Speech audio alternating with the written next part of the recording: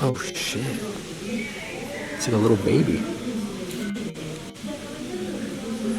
That's a big baby skull. It's not a baby, but still. I made it to Mexico.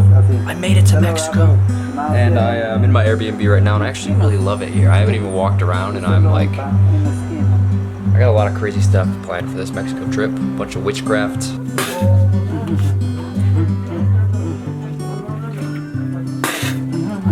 Bunch of shamanism.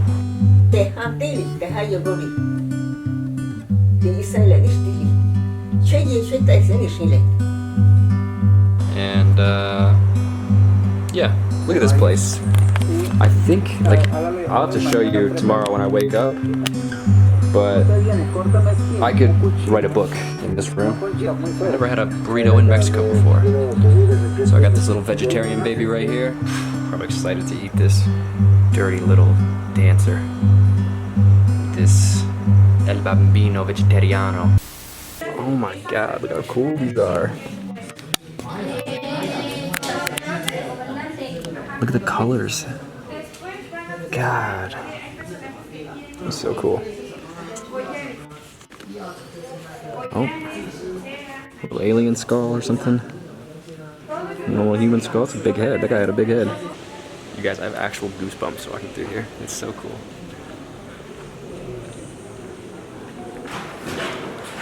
There's a little baby inside of this pot.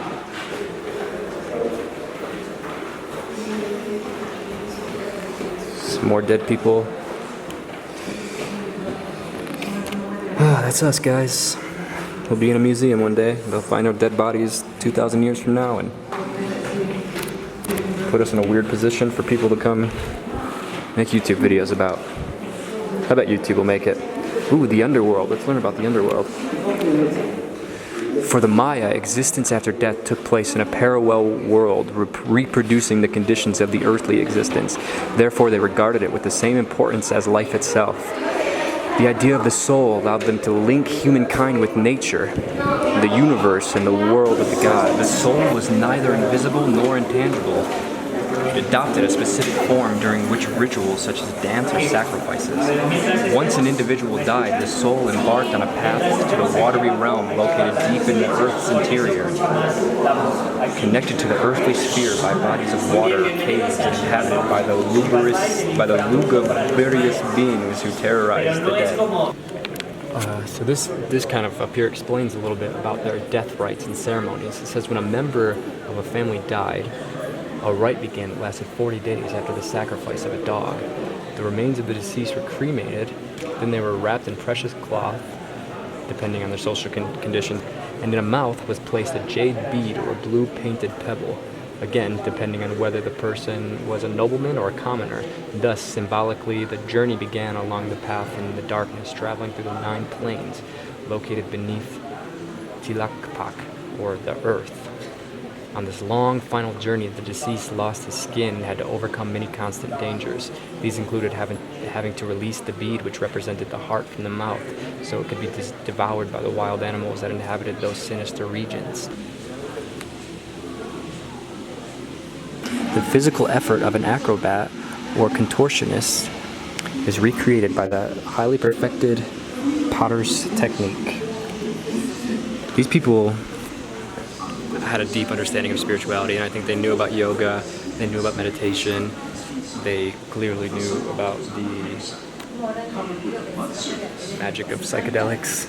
When the Spaniards were colonizing this part of the world, they came across all these Aztec and Mayan pyramids and ruins and stuff like that, and they were convinced that the Romans had something to do with it because they were so advanced.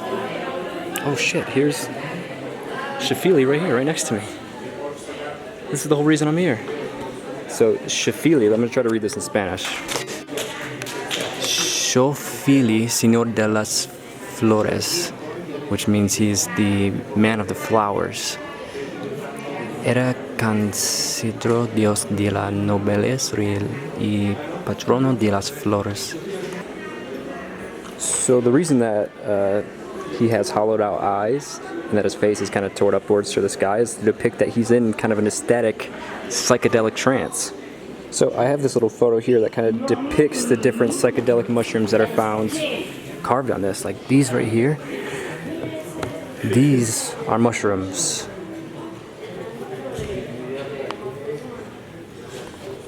All these things right here, all these circles represent mushrooms.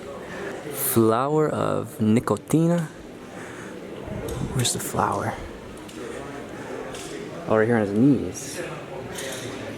So right here on his knees, this says, according to this, it says that these are stylized psilocybin mushrooms. And then he's got mushrooms. And then they, according to this, it says that this is a nicotine flower, so I don't know what that means. Or nicotina.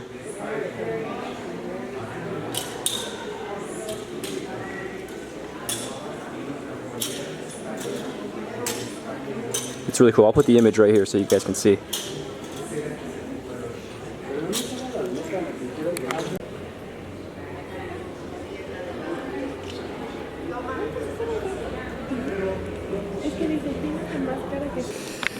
Okay, so this thing is actually really crazy. Let me read this to you guys. So, this thing right here, or that thing over there, was discovered in 1790 in the Plaza Mayor of the capital of New Spain. Because of the symbolic content, they incorrectly identified it as an Aztec calendar. And this is, it tries to break down the design a little bit for us. It says, in this design of the disc, the face of Xiuhtecuhtli emerging from the earth hole holding a pair of human hearts and showing his tongue transformed in a sacrificial knife. So they used that thing to sacrifice people.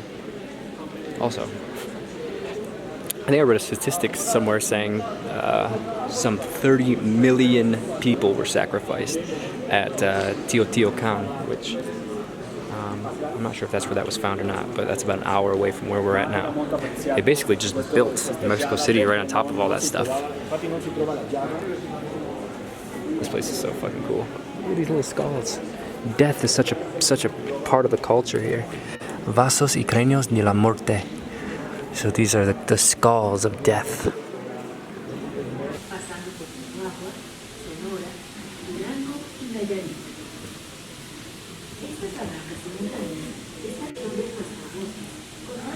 Wow, these clothes are so beautiful. Whoa, I think those are like plugs or something.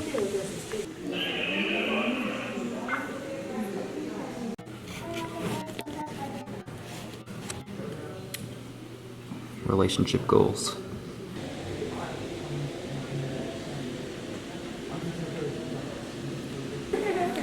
This looks very African, or very Egyptian in a way. I guess you can tell by the face that it's not quite, but it makes me wonder if we were communicating back then.